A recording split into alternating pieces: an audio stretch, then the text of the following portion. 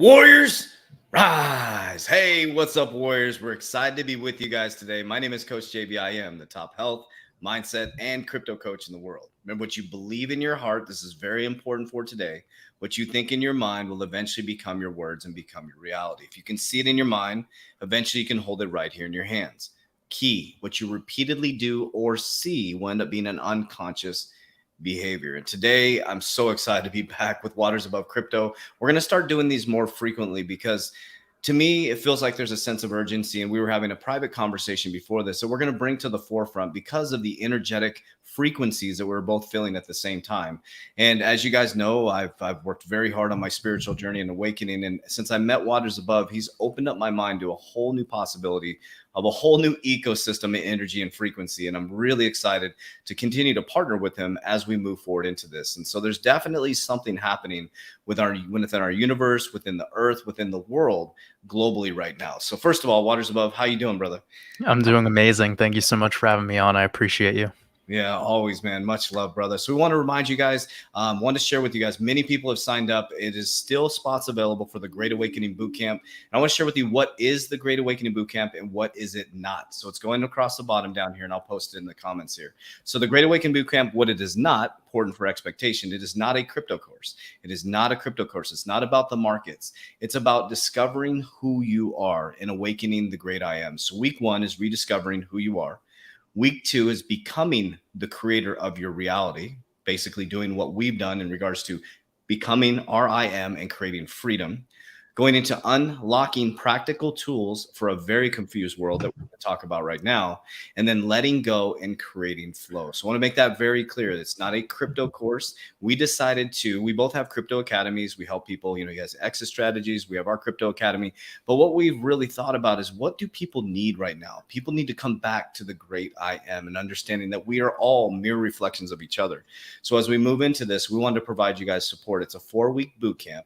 If you can't be on the live sessions, it's going to be recorded and sent out to everybody. If you can't be on all 4 of the sessions, afterwards they're going to be packaged up and sent out to you guys. So join the Great Awakening Bootcamp, where we're going to bring our knowledge and bring our experience together, coming from an experiential standpoint, a deep life experience standpoint, and then he's going to be working through geometry and working through his life experiences as well. So we just decided to do something a little bit different because a lot of people come to us for those types of things, for the spiritual aspect of it. But there's a lot of things happening where, so today we're going to talk about today's date. Today's date is a really interesting date. And then we're going to talk about April 15th. Then we're just going to chalk it up and have a conversation about some of the things that we're going through and open it up to really talk to you guys about how are you feeling right now? Because if you're watching this, you're probably somewhat awakened. I would think that you're somewhat awakened. Out of 7 billion people in the world, the small percentage of people that watch this, you may be feeling the same way that we felt yesterday. And you may be feeling this uncomfortableness. You may be feeling this separation from people around you. But first of all, I want to dive into today's date, which was the title of the video. There's so many interesting synchronicities. And remember, since Waters Above has come on, he was the person that introduced me to the Shemitah. I was in banking for a very long time. I didn't know anything about the Shemitah. I didn't even realize what it was. And then when I dove into that rabbit hole, wow, very powerful time that we're in. Since 2020, our lives have been turned upside down with the C word, got us to look this way at this narrative.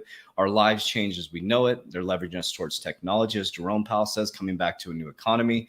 And now you're moving into inflation. You're moving into jobs being replaced by technology. Think about this for just a moment. Your gas prices are skyrocketing. Your food prices are skyrocketing. We have the thing going on in Ukraine right now, which is increasing not only our people's innocent lives, which we want to put bunch of love towards them, as we know that there's a war narrative happening. We have our monetary system switching. The way we interact with each other is changing. So think about that for just a moment. So this is the most critical time in human history to really get your shit together, Warriors. Straight up, is to get your shit together. And the key is here and here. And that's what we're going to continue to help you guys with. So Waters Above, life is good. Life is great. I know we talked a little bit before this, but what is going on today? Today is a big date. And I know a year ago, at this same time, there was some interesting stuff going on in the crypto space as well. Yeah, for sure. So, I mean, it's kind of interesting because I spend a lot of my time away from charts and looking at the prices of these coins. And I try to purposefully take at least the weekend off completely from it. And then when I do my weekend podcast on my Patreon, I will go into the charts for my red pill podcast that I do. And yesterday when I was doing mine, I started kind of opening it up with the date numerology and some of the gematria connections for today, and it was completely by accident, but I started to see big energetic connections for today. But just to quickly lay it out for us, when we're doing date numerology, one of the easiest ways of doing it is we have just the month number, which this is April, which is the fourth month in the cycle, and then we have today being the 11th day, so you would add 4 plus 11, and then with the year 2022 you would add 20 plus 22, and that gives you 57. And you might have, we've talked about this quite a bit, but for your listeners that are new, we've been talking about this important date of Shemitah, and that has to deal with the Hebrew calendar.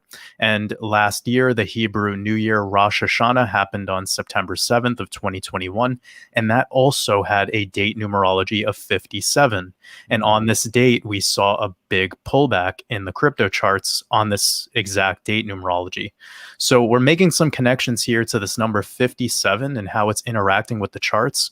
But one other really amazing find is that, so gematria, for those of you that are unaware, it's assigning a numerical value to a letter.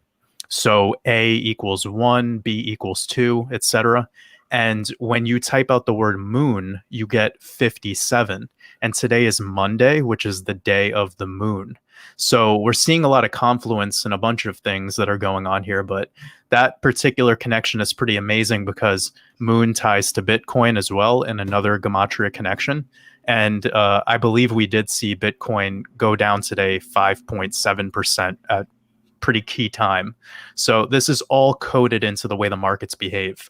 And it'll be really interesting to see how tomorrow rolls out through this, because of course, when we see the week open with lots of red, we typically see a rebound the next day, some green in reaction to it. The stock market as well, it's looking, ridiculously oversold for pretty much no reason. So this is kind of like the big energy that we get. And one final thing to mention why moon makes, so much sense in all of this is because the moon cycle is what dictates the energy of the market. So when we get around a full moon, we typically have some bearish price action. When we get around new moons, we typically have bullish price action. So here we are, we're about like 5 days away from a full moon. And the way that I teach everyone in my work is 5 days before or 5 days after a full moon is typically when you get your lows in the microcycle. So if we looked at the microcycle of highs and lows within a single month, it's around the full moon we see our lows and around a new moon when we see our highs. Gosh, so interesting. And then to tie this all back to like all the narratives happening right now. I mean, think about how quickly, people, you can say what you want, whatever you want to believe, but Will Smith and Chris Rock, right? Everybody looks this way. It was the biggest thing in the Grammys. Everybody's staring this way. And there's some wild stuff happening in Shanghai, right? Well, like you said, all of our communities, let's just put absolute love out to these people. The media is really putting this out there, and it's some scary stuff happening out there. And I want to talk about energetic frequencies, because we had this really interesting conversation before we came on here, before we dive into some other dates. But Waters Bible, we're talking, and mind you, he's not a big social media person, so he doesn't follow me on social media. He doesn't follow me on Instagram. And if any of you follow me on Instagram, you saw the post that I put out yesterday. This is interesting. So he was having a conversation. I hadn't mentioned what happened to me. And so yesterday around 12 o'clock, I literally just, all my energy got sucked out of me, like physically, emotionally. I felt kind of sad. I felt a little angry. I felt off. And I decided, as I get older and gain wisdom, I decided just to pull back. I can't operate out of frustration with my human design. So I came home and I just was kind of like almost emotionally and mentally paralyzed. I just sat there and I'm like, what the heck is going on? And then as we were talking, before I had shared anything about that, you felt the same energetic frequency yesterday. And so something I've been teaching people a lot about is frequency. Like I talked about when I was in the garden, there was somebody in the crack house. When I was in the crack house 16 years ago, there was somebody in the garden. And so what do you think we're feeling? And what do you think's happening right now? There's something, to me, I feel in my body and my soul, something happening within me, a great awakening happening within me. And I get really uncomfortable. I feel almost outside of my body. I feel almost uncomfortable in my own skin. So what were you feeling yesterday?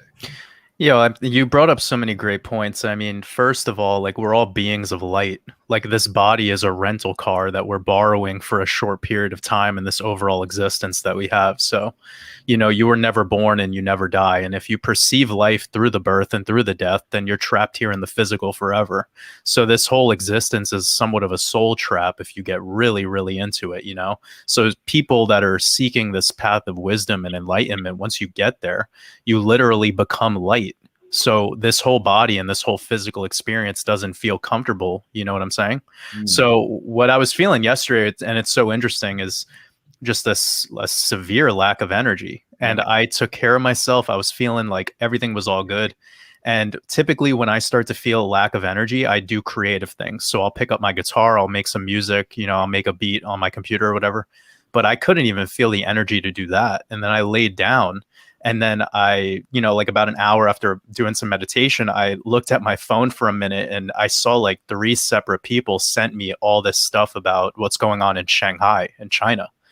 And one of them was like a video of people like screaming outside of their apartment buildings. And I started learning about what was going on there. And apparently they were, and I don't know how much time we have to get deep into this, but just the long and short of it is that these people have been locked inside of their houses without access to food, and their government lied to them on the amount of days that this lockdown would happen, and they're forcing them past that amount of days, so they're running out of supplies and food and water.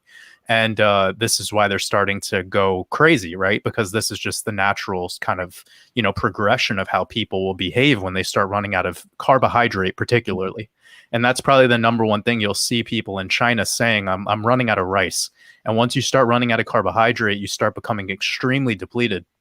And, so the long and short of that story is I was just feeling their energy. Like my lack of energy yesterday, my darkness that was coming into me, channeling through me, was just from humanity having a horrible time. And, this is a population of like 35 million people, or that's probably even on the low end. And that's all packed into a city. And the one thing that we need to remember, though, is that this is how it all starts out. Like a government sees that they could get away with this kind of stuff, and it's the totalitarian tiptoe. And I know you've heard that before because you interviewed David Icke. Yep. So this is how it goes when humanity believes in this like kind of socialist nanny state, and they keep allowing it to do this sort of stuff to them. It's extremely draconian type, order. Eventually, that is how it gets. It starts to become this thing where people are told what to do, and they listen to every single thing that their government says, even at the demise of their own health or at the demise of their own mortality. So we're going to start hearing about stories of people in China eating their pets and all sorts of, just the most heinous things you could ever imagine, because this is how it goes. And I urge anyone, if you want to study a piece of history that was hidden from a lot of you, go study the Holodomor, which had to deal with the Soviet Union and what they were doing during World War II, before World War II, actually. And it's completely hidden from our history books. But they always overshadow the story of what happened with the Soviet Union in World War II with what happened in quote unquote Nazi Germany. And again, they push this, agenda through their narratives, but they hide a way bigger, more problematic thing. Because at the end of the day, if we found out about that bigger problem, well, we would wake up.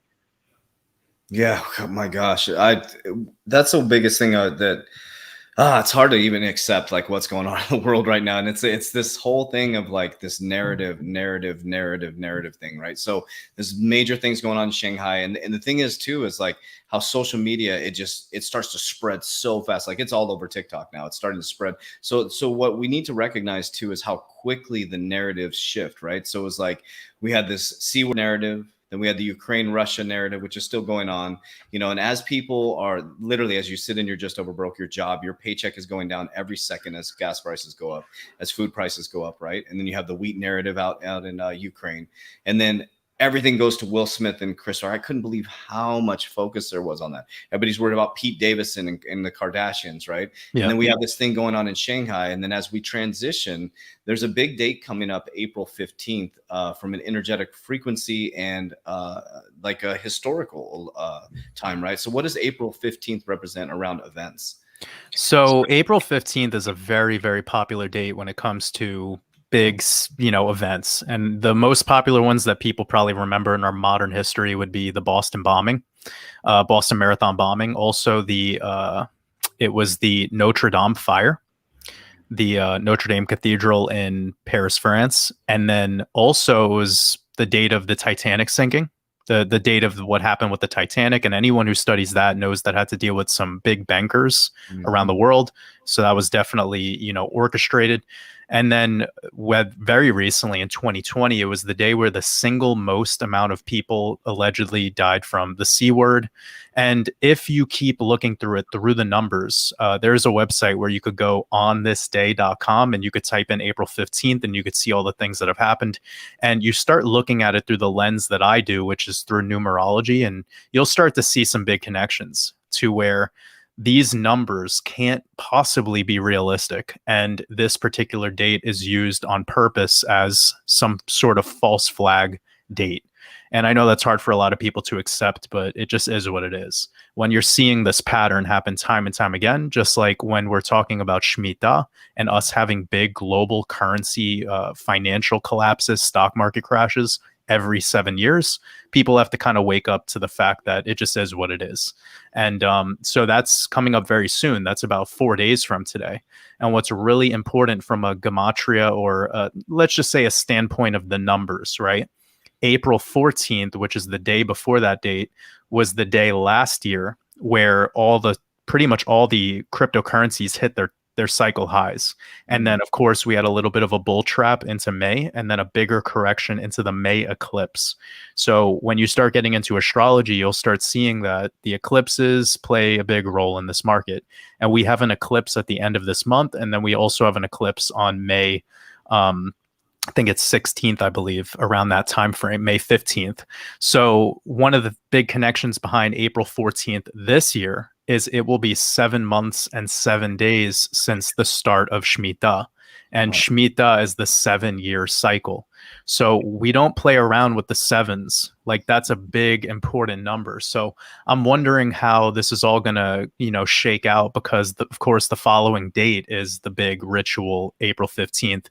So I'm just fascinated into seeing how this is all going to go. One thing that I can say about April 15th this year is it lands on a 16 date numerology, and Russia in Gematria, in Chaldean Gematria, equals 16. So that would not surprise me if there's something dealing with Russia on that particular day of April 15th. So interesting. Then tomorrow with my video, I'm really breaking down about the dollar dominance and how it's changing so dramatically. And like, think about this. We're in the 50 years, right? Is it 50 years since 1971? We're coming up on the 50 years. 50 years since 1971. We're sitting in the middle of the Shemitah. We have an overvalued stock market by the Warren Buffett indicator by 205. I'm the macro microeconomic guy. And if you look at the macro and microeconomics of America specifically in regards to what our world is, I always preach this, like, guys, we're at 129% debt to income ratio, America. In 1960s, we're at 56% debt to income ratio.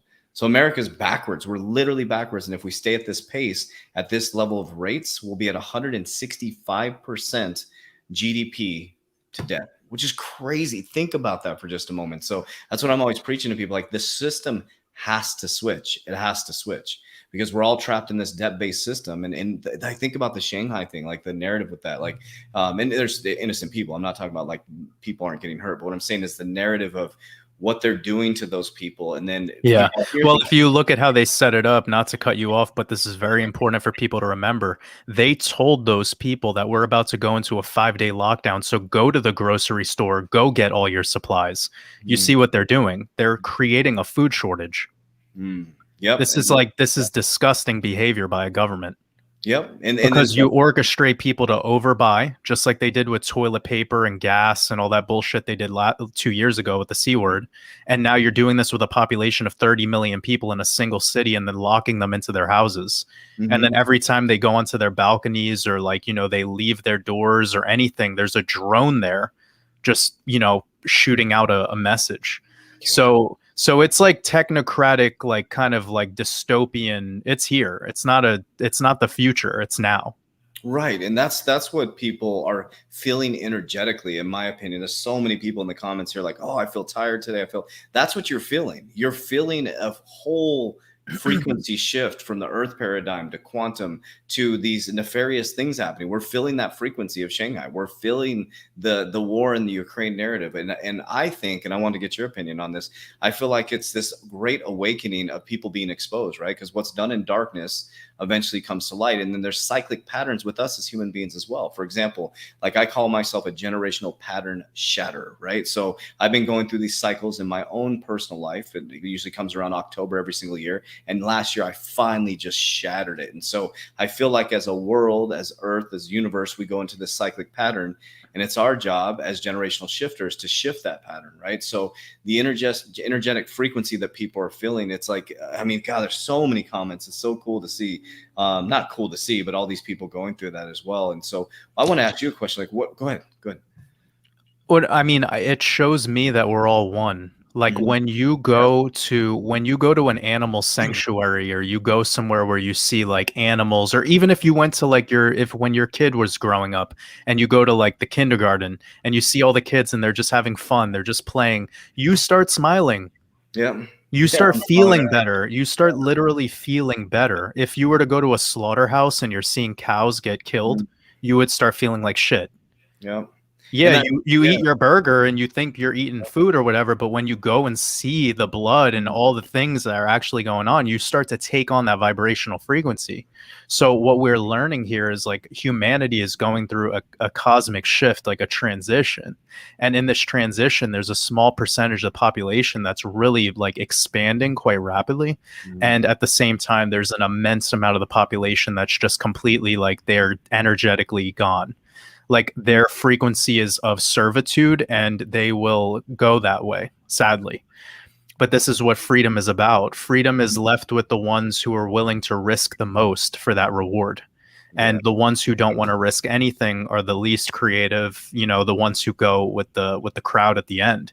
So we're in this position at this point where we don't know where it's going to go. There's a lot of optimism in regards to how this can change because there is somewhat of an awakening, Yeah. but Yep. what I'm feeling right now is that we're at a place where we're picking a side now, Mhm. where humanity is saying, okay, am I going the path of light and love, or am I going to go the path of just following, the rest? And this is a stage where a lot of people are going to find their purpose. So Yeah. that's a beautiful thing. It's a very beautiful thing. But whilst you're in that stage, you're surrounded by people that might not vibrationally align with you. And you might be kind of in that position where you have to ask yourself, like, hey, should I be associating with these people? You know this because of your trials and tribulations, but the people you surround yourself with play a huge role in your personal successes, your achievements, where your mind is at, your creativity, what influences you, etc. If you're surrounded by a bunch of, drug addicts, well, then you're going to take on that frequency of people that are drug addicts. If you surround yourself by a bunch of millionaires, the odds are you're surrounding yourself by a frequency of opulence. If you surround yourself by snooty, judgmental people, the odds are you'll take on that characteristic. So, what we need to do right now is maybe ask ourselves, like, where are we positioning ourselves in this world right now? Is it of service to me or is it of service to others? And Mhm. if it is of service to others, is it mutual? Is it something that's bringing me and them somewhat of a higher vibrational state? Yeah, and well, think about this too, the switch that we've gone through since the 1900s, right? So they built us in the indoctrination system where we're taught to memorize, right? We're not taught to think. They put us in a medical system where we treat symptoms, we don't treat problems. So now we're treating the symptom, we never get to the problem. We're not educated enough, or they don't teach us enough to problem solve, right? So now we're stuck in this vicious cycle. They put us in a monetary system that is the American dream. Get into your 30-year mortgage, get into your long-term auto loan, get your credit card, and let me trap you in a debt-based cycle and give you a job just enough to keep you trapped so you can't create. And I believe that's what's happening. What the whole thing was about was to get people outside of who they truly were, stop them from creating, right? They don't want a world of educated people. They want a people who are workers. And that's what people are feeling right now, is this old earth paradigm of, the safety, right? I got to have my health insurance and I got to get my 401k and I got to do all this stuff. Well, all that stuff's about to get, the whole old paradigm is about to get shattered. The people that, you look at your 401k, see where it's allocated into. You're allocated into probably a lot of overvalued companies Yeah, that, risk. yes, that are just surviving on printed money. Like that's one thing that I really try to drive home to people. Many of your 401ks, I'm not a financial advisor, but just go look at your 401k. What's it allocated into? Is it allocated into a bunch of companies that are going to be zombie companies? After all this money's drying up. That's one thing I want to share with people. The money flow is going to slow down. They're going to start to dam up this money, right? It's going to stop flowing. And what they're going to do is switch the monetary system to create liquidity again. And then you're going to be trapped in that cycle. They're going to be like, hey guys, bring your money and stock it over here so we can take your money and make it liquid.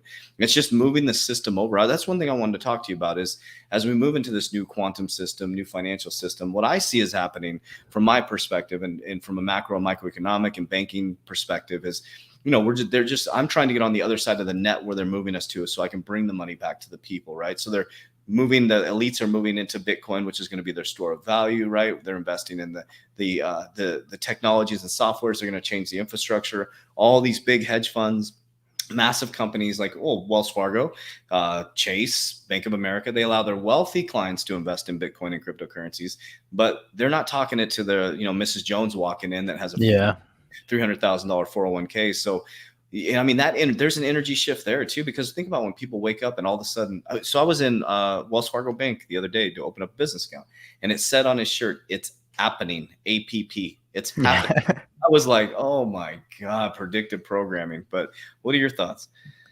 Well, I mean, on all the things you just said, like we are in a transition of this money the money that already is in the system that's called smart money, it's already in position. Yes. Yep. So the money that is I don't like using this word, but like dumb money, let's just say this money is not, it's not sophisticated and it's not where it needs to be. Mm-hmm. So it's invested in lots of subscription protocols and just like, all these debt-based things, as you just mentioned before, mostly liabilities, not anything that's generating passive or things that are potentially venture capital. See, the beauty about venture capital, and that's what a majority of my portfolio is besides my Bitcoin allocation, is it's stuff that I have a long-term mindset for. Yep. Like I've emotionally and, the thesis behind it is so long term that I really don't care what happens in the day to day. So I've positioned myself accordingly so that, even if it all went away, yeah, I'm okay because I know what I did in the first place. I made a logical, sort of placement in those investments to begin with. Sort of the same thing of getting into Amazon or Apple, 10 years ago. Yeah. You saw the future through the implementation of where it could be in that future scenario. The same thing we've done with blockchain and with this quantum system. Yep. So a lot of your, people who watch your channel and my channel, they already know this. Mm-hmm. What they might struggle with is perhaps, the timing of it and how is it going to change and what am I going to do about my current job or, now that the gas price is $4.50 a gallon, what do I do about my 1 hour commute? And the thing that I need to remind people of is if you're finally starting to get affected by things and you're just learning about this, that's beautiful. That's really great. Don't feel like you're late. Never feel like you're late. Never feel like you shouldn't have, I get this all the time where people are like, I wish I bought Bitcoin when it was 7,000 like you did. And they're like, Jordan, you bought Bitcoin, you bought XRP when it was 18 cents. I wish I did that. And the first thing I say to them is, it's okay. When I bought it at 17, 18 cents, people were calling me an idiot. When I bought Bitcoin at $7,000, people were telling me it's going to go to zero. So if you were strong like me, or if you weren't strong like me and you bought Bitcoin at $7,000, you might have sold it because you were being influenced by people to tell you that it's going to zero. Yep. Yep. See, I did my due diligence and I spent my time looking, researching what was going on and learning technical analysis. So I urge people, don't try to be so perfect with timing this market. Just be aware of what's going on here, which is that we're moving quantum. We're in the Shemitah year where typically we have big destructive collapses in September, October, November. That's just historically how it goes. Yep. So if you have risk on the table now, consider de-risking before this year's over, predominantly before the end of September. And then in the meantime, kind of figure out what you're doing here. Because a lot of people, in my opinion, are way too emotional about this investment stuff. They're way too emotional.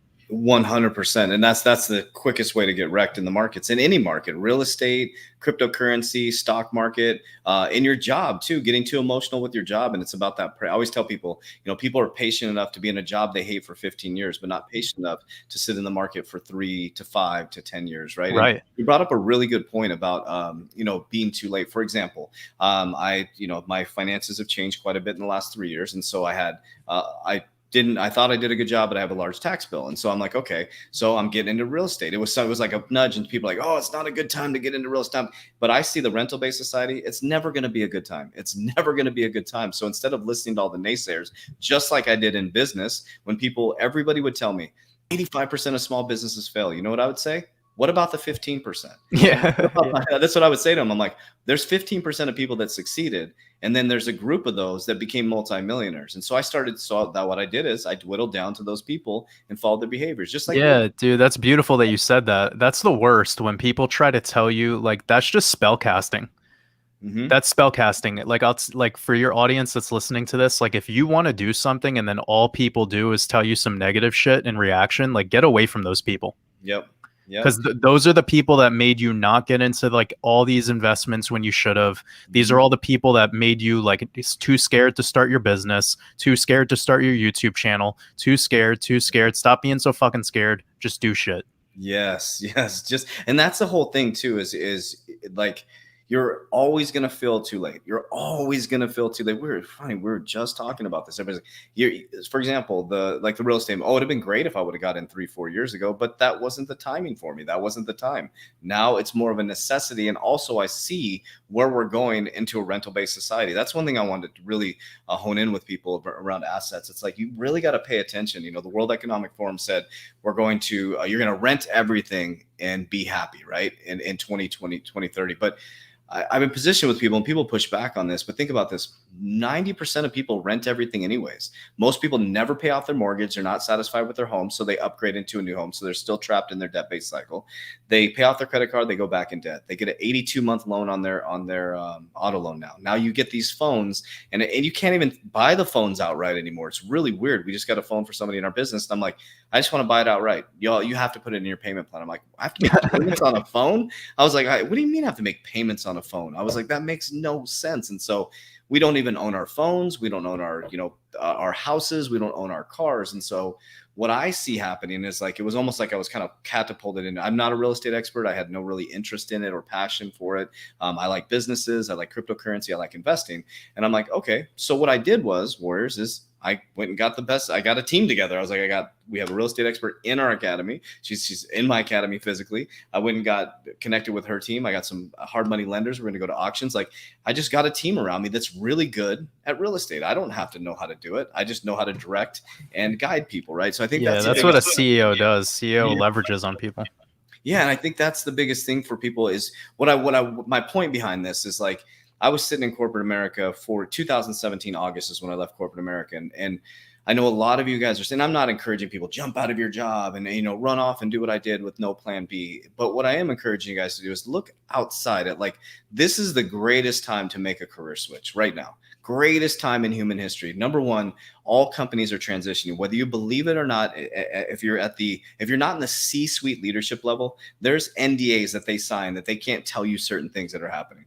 Your banks are moving to cryptocurrency. I'm just telling all of you bankers out there, you are going to be, next thing you know, there's going to be a whole banker campaign of getting, DeFi loans, getting their Ethereum, trying to get your customers blockchain or cryptocurrency wallets. And so they can't tell you that type of stuff. The reason why is because they don't want a modern day bank run. And so if you are in a job, this is one thing I encourage a lot of my warriors. If you're in a job that you're really good at your job, being a consultant and going and consulting people in that job, you probably make 10 times more money doing the exact same job. And then technology too, right? There's so many different jobs out there based around technology, working from home. But I think the biggest thing is to really connect to self. And that's what the whole thing, our boot camp's all about. It's not a crypto boot camp. It's about connecting to self and taking you from an experiential standpoint of what we did. And so what are some of the things that you do to help connect to self and to stay grounded during this? I mean, being an influencer and all these people, a lot of people coming to you around questions that, like yesterday, a lot of people are reaching out and sending you stuff. How do you stay connected to self? Well, the number one thing that I always remind myself of is that if you're feeling a negative vibration or feeling some darkness, it's you allowing that stuff in, and you have to kind of, self-reflect on that. You have to ask yourself, like, why am I feeling the way that I'm feeling? The same thing goes for the positive side of things, but when it comes to, me really just honing in and staying focused and getting what I need to get done and being on my ball with whatever it is, whether it's my creations or my, communications with other people, etc. I always try to remind myself that you have to be 110% yourself no matter what, because your higher self is always looking at you. Your higher self is always paying attention to you. So the way that I try to carry myself and everything is always in a consistent state of protection. But it's not that I'm being untrustworthy. It's that I'm protecting my energy, and that protection comes from me being me.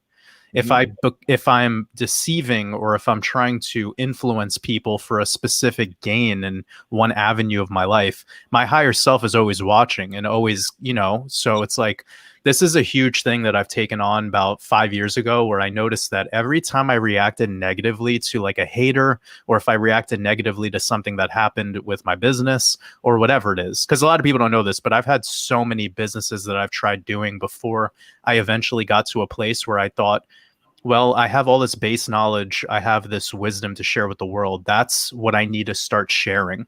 And it's Mhm. not all about the money. It's not all about the connections or anything. It's about helping humanity wake up. And if Yes. humanity wakes up, like, then my job is done, and I could just, it's all good in the hood. And I like to think that if I'm doing well, everyone else is doing well as well. Like whatever, because that's the kind of vibe that I try to forecast. So for me, it's about not getting distracted, not getting, emotionally responsive to negativity, and just doing everything based out of love. Like if someone has something negative to say about me or about something I've said, I just tell the person I love them. Yes, that's beautiful, because it's like it is a frequency, and there's I put it out there to ask some questions, and Johnny Ripple's been with us for a long time, and he says, and I'll cover this and I'll kick it over to you. But what is a good level of holding ADA, XRP, XLM, 50,000 of each? Well, I think what's more important, Johnny Ripple, and you've been following us for a long time and in the game with us for a long time, is what's more importantly is understanding here, right? What's going on here? What's going on here? And I'll share with you guys from an experiential standpoint. If I would have ran into the situation that I'm at, financial freedom, 3 years ago, or excuse me, 4 years ago, 4 years ago, at the state of mind that I was in, it wouldn't have mattered if I was holding 50,000 XRP, 50,000 XLM. It doesn't matter if my portfolio went to 10 million. It was my money mindset that was most important. And so what allowed me to accelerate a 35-year timeline into 3 years, like it takes people 35 years to do what I did in 3 years, is because the number one thing that I changed is that I changed my money mindset.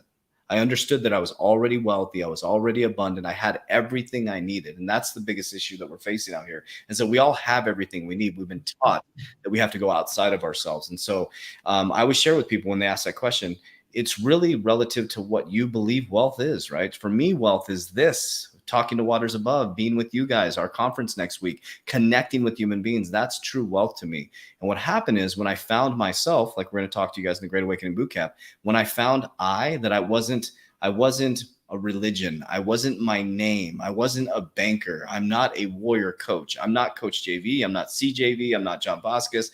I am me. And when I realized that, something happened universally where the fluidity of money started to come to me, opportunities started to come to me. For example, my accountant said, we need to get into some real estate because of your tax. I need tax liabilities. And so I'm like, boom, it just fluid, boom, right person, boom, boom, boom, boom. And it's because I'm operating in flow. And so it's not really about the amount of cryptocurrency you have. It's about the ecosystem that you're creating inside of yourself and helping yourself create a game plan. So I don't know what the right amount is. I don't know what it is for you. I don't know what wealth represents for you, right? So for me, I'll be a billionaire. Now, when I say that, what does that mean? Like, people say, well, how can you boldly say that? Well, I said I was going to be a millionaire. I did it. I said I was going to be a billionaire. I'm going to do it, because billion doesn't represent anything other than a word to me. It's the feeling and vibration and frequency that I'm holding for a long enough period of time to access that level of wealth, because I know where it's going to go, right? It's already from the heart here. So it's just something to think about when people ask, like, is XRP going to go to 589? That's why I don't talk about that type of stuff. If it does, fantastic. If it doesn't, fantastic. If it goes to $3, fantastic. It's more important of who I'm becoming in the process of becoming a billionaire or a multimillionaire. So I just want to get your thoughts on that, around that question when people are asking specifically around pricing and stuff like that. The big thing is right now, cryptocurrency is in a price discovery mode.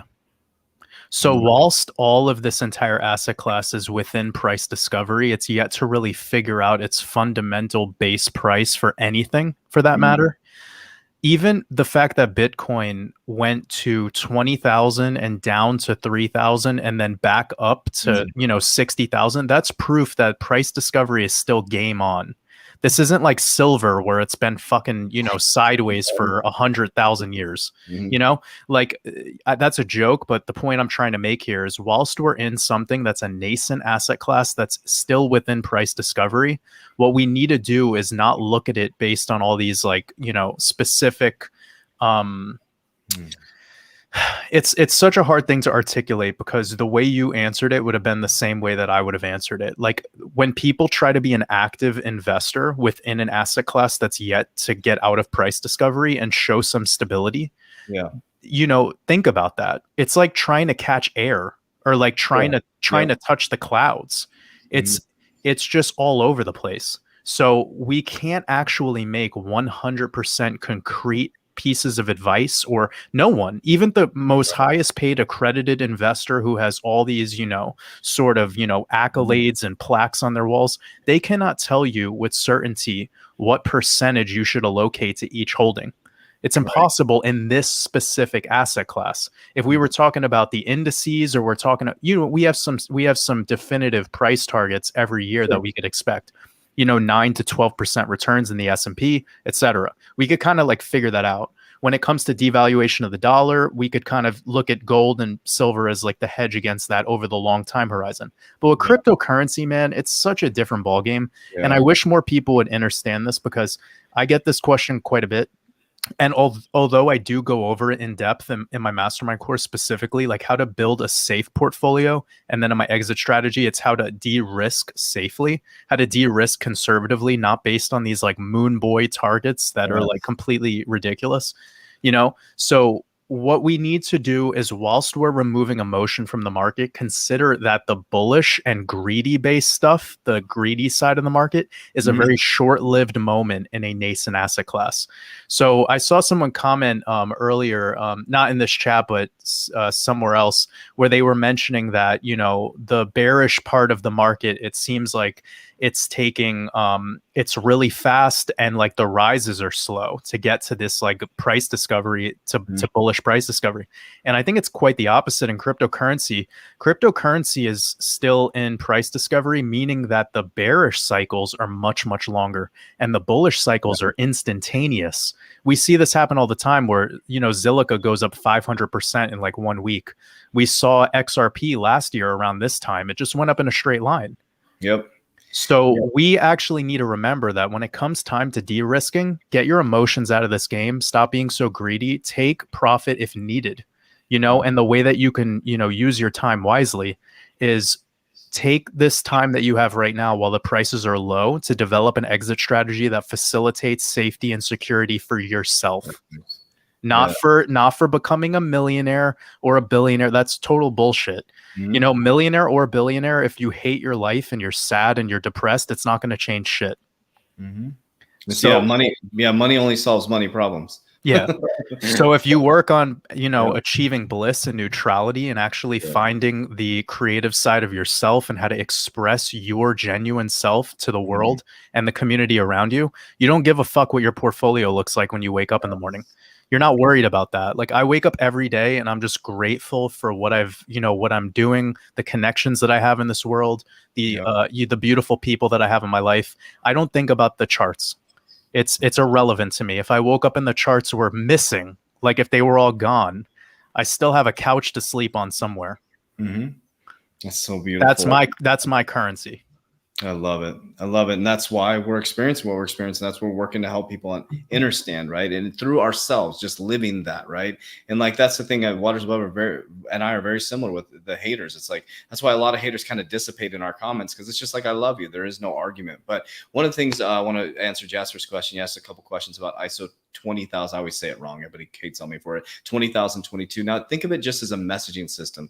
It's not the fact that if ISO 20,020, it's already being implemented. It's just a messaging system, right? Swift is on it, R3. There's all kinds of companies that are using it to communicate. That's basically what it is. So ISO 20,022 isn't necessarily because it launches or doesn't launch is going to make XRP go up or not, if that makes sense. So really dive into Swift, ISO 20,022. Now, the important thing to understand is the connection in the banking system and how it works behind the scenes. Like dive into Ethereum and then dive into consensus and dive into these things and connect the dots and show how consensus and how deep Ethereum is in consensus, which is deeply interconnected with the banking system. And so that's how I do my stuff. ISO 20,002 is brought up a lot because us as influencers or creators can go out there and show the connections to the bank because everybody's like, oh, XRP is going to zero. It's a shit coin. This, all of them, whatever. I mean, everybody gets tribalism with all these cryptos. XRP is not disappearing. You know, Ethereum's not disappearing. Bitcoin's not disappearing. Everybody throws all these narratives out there, and all they're doing is they're trying to be tribal in their thing. It's like saying, hey guys, I put something out there. I don't walk up to somebody if they have a Samsung. I have an iPhone.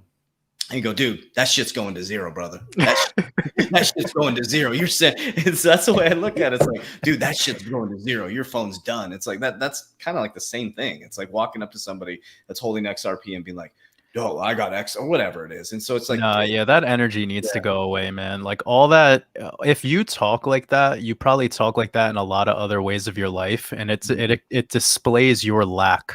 Mm-hmm. Yeah. And in this reality, if you want to maintain a frequency of lack, it comes through your words. Your words are spells, and you spell cast yourself, your community, and just everything. And your higher self is just shaking its head at you, just being like, "Are you still gonna keep acting a fool like that?" Yep. Yeah. So every time we talk like this, like it's such an unsophisticated way of carrying yourself. It's a very emotional way, and you're gonna see the people in your life are slowly just gonna walk away from you.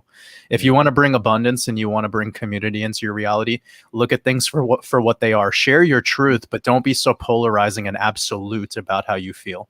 Yes. Because everybody, I always tell people, that's why in our academy, we accept everybody. I don't care what religion you are, whatever you believe is your truth. I believe you because that's your truth, but I don't have to exist within your paradigm or your frequency if we don't match truths. And that's okay. I allow you to have your truth.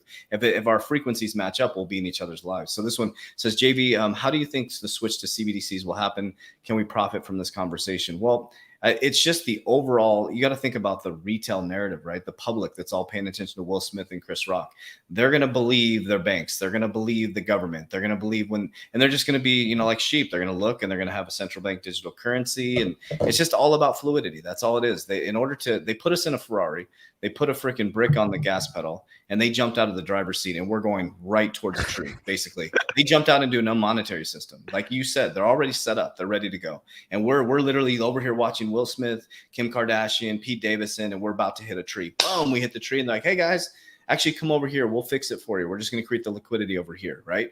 And so I think that's the biggest thing. The CBDC is just going to allow the conversation, if there is a central bank digital currency and all they're connected, it just broadens the conversation. That's basically what's happening. So. Yeah, I think people should take some time to go research what a central bank digital currency is. That would probably be really helpful because a lot of the time when people are talking about ISO 222 and talking about CBDCs and the implementation of a more blockchain or replacement of the so-called, fiat system that we have today, they sort of think that it will be dramatically different than the current fiat system they have today. And what I keep trying to, help people with is that the new system that's coming will be more globalist, it'll be more socialist, and it will essentially be a stable coin that replaces whatever bullshit we have now, and it will act like fiat. So it will be an infinitely mintable shit coin that will just have the dollar of one, the $1 value, and it will replace your euro or your dollar or your whatever, your Canadian dollar. It will just be the replacement of that thing. What is going on in the background, the technological function, you can go learn about right now. There's Yep. so many channels that have programmers, literal blockchain programmers. You can go learn from them about what these technologies are. Learn about the technology. Like one of the things that I think me and you talked about privately is like sometimes people forget that like Ripple is like a technology company. Yes. Yep. Like they're working with company. banks. Like Yep. they're Yep. working with banks, but they're like a fintech company, Yep. you know? Yep. And their specialty what they specialize in is just the cross-border payments, remittance networks, etc. But what people are lacking here is they're spending so much time looking at the fucking price of the coin that they're not going and researching what the thing is. Yes. And I urge people this, and it's like, if you have free time to watch 100 different influencers, then that means you have time to watch one influencer you really vibrationally align with and 99 educational videos on the technology that you're about to invest in. Yep. If you're doing it the other way around, then you're sad. You're making the wrong decision. Like when I got into crypto and actually putting my money in this market, I tried to learn what it was that I was putting my money into. I didn't just blindly take some influencers' words on YouTube, because I've been there before. I've done this in life. When I want to learn something in life, I learned that the best way to learn is you go with people you believe in. But when it comes to what they're telling you, you need to go back test what they're telling you. You can't just believe everything everyone's telling you. This is like the guru phenomenon. Like a lot of people find an influencer and they just blindly accept every single thing they say, and they don't do their own, they don't go to find their own truth. And my work centers around unlocking people's truths for themselves. If my word, helps you along that journey, beautiful. There was somebody before me that helped me with that. Yes. So it's just this big, beautiful ripple effect of consciousness throughout our species. Yeah. And think about too, like we talked about interconnectivity, right? And you think about the narrative, people are bringing up CBDCs quite a bit, and we'll go to Mr. Wright's question in just a moment.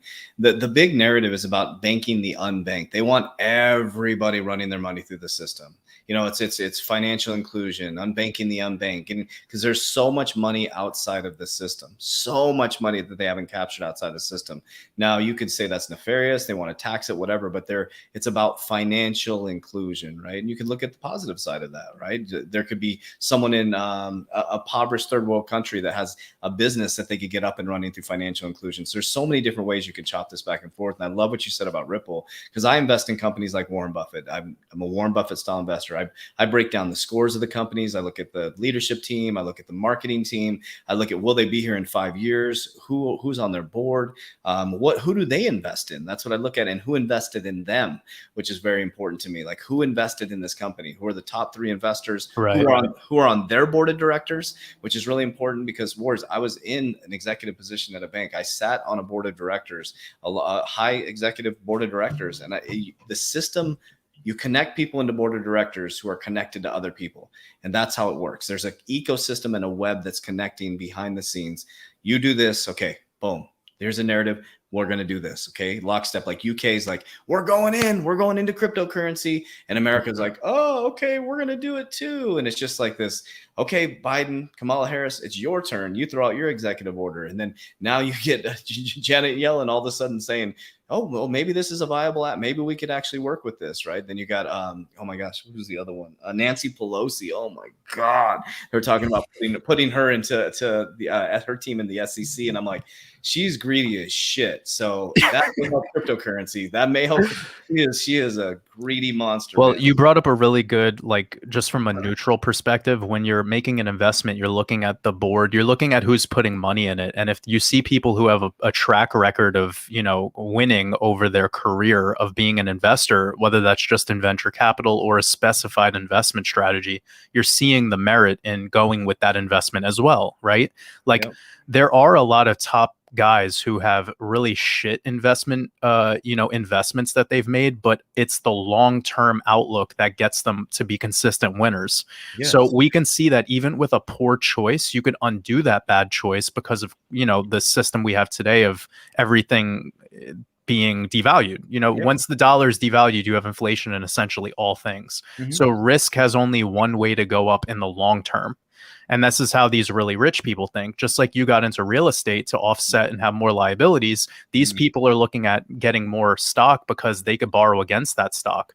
So one of the things that I tell people behind the Bitcoin and just particularly Bitcoin, and we talked about this a little bit privately about BlackRock and also about, Michael Saylor and, even Tesla, so the richest man on earth right now is Elon Musk, I believe. Yep. Why would they let the richest man on earth put his company in jeopardy on the SEC level if this is a scam that's ran by Vladimir Putin and going to zero? Right. This conspiracy shit needs to end because it's so ridiculous. Michael Saylor, people have a joke of like, oh, whenever Michael Saylor buys Bitcoin, I sell it. And it's like, well, that's why you're going to be poor forever. And he's going to continue to get richer because he's not trying to buy the dip. What he's doing is he's getting cash flow, and he's saying to himself, do I want to put this in bonds? Do I want to keep this in cash, or do I want to put this in Bitcoin? And he's making an educated decision based on the track record of the asset, but also the company.